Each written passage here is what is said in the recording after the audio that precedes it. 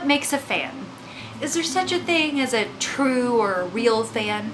What in the world am I wearing on my head? Think about those questions while I talk about something completely different. The crazies. That was a little dramatic and mean, but is it really? There's a difference between being a fan and being obsessed.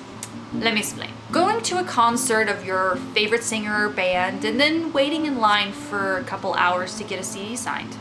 That's a fan. Following them around and stalking them outside of their tour bus? I'd say that's a little obsessed. For some, there's not really a line. It's just, oh my God, I'm in love with you. I'm your biggest fan ever. Which in a certain setting can be okay. I know on my Tumblr I say some really stupid things about some of my favorite people. Would I ever say it to their face? Probably not. You wanna know why? Because it's really embarrassing and it's also really intrusive. Imagine walking down the street and you're minding your own business and suddenly a horde comes running towards you screaming about wanting to have your babies and humping some part of your body in some form or fashion.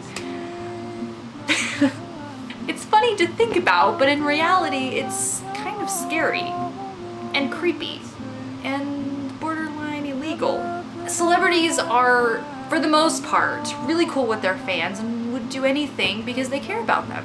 But then there are the celebrities who are afraid to make public appearances and won't go anywhere without a bodyguard. Social media has allowed for us to keep tabs on these people and find out things like what their favorite food are and what kind of music they listen to and who they're dating and where they are at any given moment. It allows fans, myself included, so don't think I'm calling anyone out, to develop these imaginary relationships with these stud muffins / stud ladies. Wait, is that a thing? Believe me, I'm completely guilty of that. But there has to be a limit. There has to be a point where we look at ourselves and say, whoa, these people are human beings and they need privacy and personal space. I understand about having a connection with someone famous. Believe me, I do. And I think it's important for people to have those celebrities or those famous people or whatever as heroes and as people who inspire us to keep going when we feel like crap. But when we accost them out in public and we send nasty tweets to their significant others or their spouses, that's not okay. It's time to turn off the computer and go outside. I'm going to use another word that I like to think of when reading stories about crazy fans, and that's entitlement. We feel that because we support and love this particular person, Tom Hiddleston, that we are entitled to everything about their personal life, and we deserve to act the way that we do. I'm your biggest fan, so I should be allowed to follow you everywhere and invade your personal privacy and send tweets to those girls that may or may not actually be your girlfriend. Let's go back to the example of you being in their shoes. Let's say you decide to check your Twitter one day and, oh look, there's that tweet from that fan who wants to wear your underwear and watch you while you sleep. I'll just creep myself out by saying that. Ew. That was really exaggerated, but you get my point. In no form or fashion do we have any right to anything that involves their personal life. What kind of monsters have we become when their happiness is cause for our hate? They are actually gay? Great! They got married in secret. Brilliant! Couldn't be happier for them. They hate animals and can't stand the sight of anything having to do with them? Perfect! But if we are fans, we should be happy for them. And now, there's a line to that. If they're hurting themselves or they are hurting other people, I'm all for getting upset. It really just irks me when I find out that my favorite people are actually douchebags that treat other people like garbage.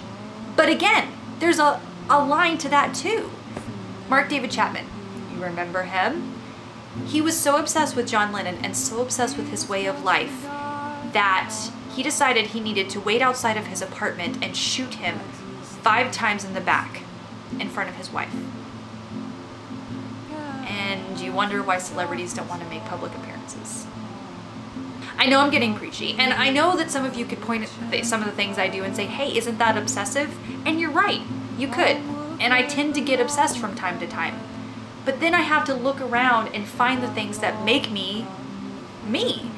I play piano, I play with my kids, I hang out with my husband, I go to the movies, I audition for shows, anything, whatever, to help me remember that I have my own life to worry about.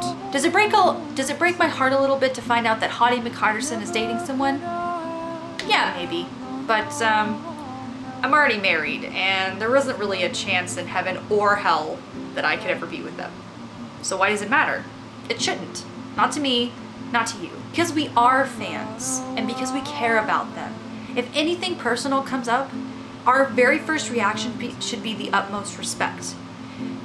If you want to cry to your friends and have a memorial service to all the things that you could have been, go right ahead. I'll probably join you. But think about it this way. They're doing what they love to entertain you and to bring you joy with their work. Shouldn't that make you happy? And I think that we should repay them by giving them their privacy and respect, not because they're famous, but because they're human beings just like us. Do unto others, right? Anyway, I'm done talking about this. I know I can get a little bit talky, and I'm sure that most of you have stopped watching by now, so, you know, I'm really sorry if I offended you with my words, and take everything that I say with a grain of salt. But don't take my word for it.